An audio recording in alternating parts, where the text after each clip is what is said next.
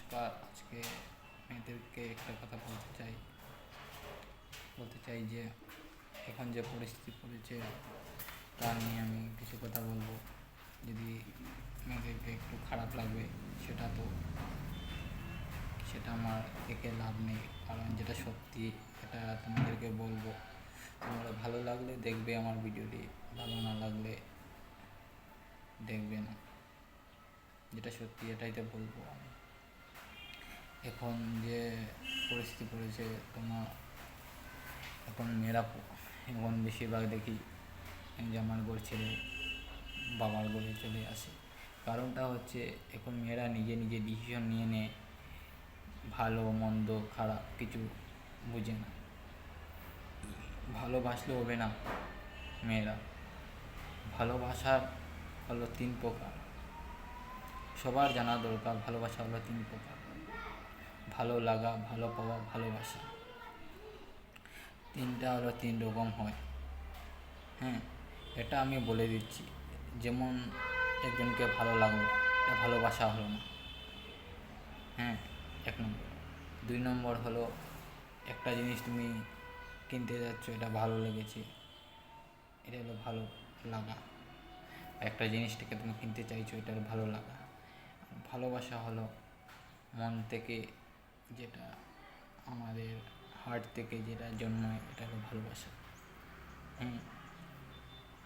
তাই মেয়েদেরকে বলছি, পট করে ডিসিশন নিও না। আমি যে কথাটা বলছি মেয়েদেরকে একটু শোনা দরকার। কেন কি এখন যে জেনারেশন চলছে, মেয়েদের এখন সতর্ক থাকা জরুরি।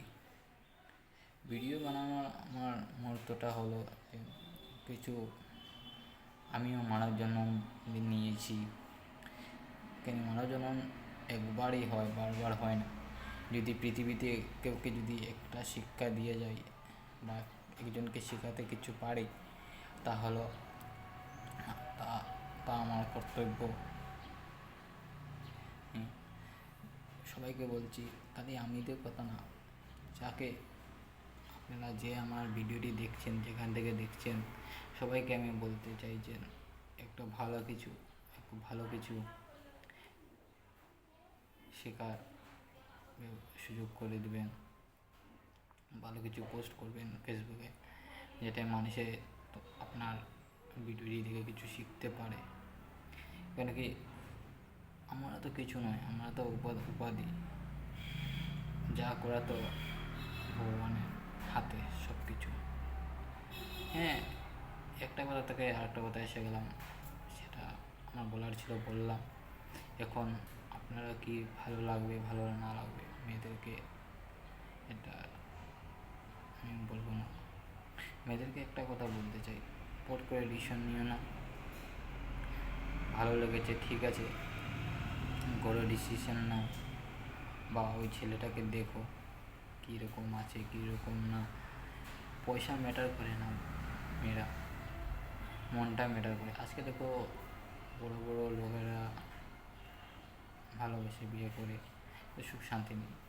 এখন মেয়েরা বেশিরভাগ চায় পয়সা লাগে, সুখ শান্তির দিকে খুব কম দেখে। আর আরেকটা কথা হলো, এখন মেয়েরা কম বুঝে, কারণ বাবার বাড়ি যখন শ্বশুরবাড়ি যখন থাকতে হবে, বাবার বাসা যেখান ছিল ওখান থাকতে হবে। শ্বশুরবাড়ি যেখান ছিলে, বাবার বাসা যেখান ছিলে, শ্বশুরবাড়ি ওখান থাকতে হবে। আর ওটা সবটা পরিস্থিতির উপরে তোমার ডিপেন্ড করে।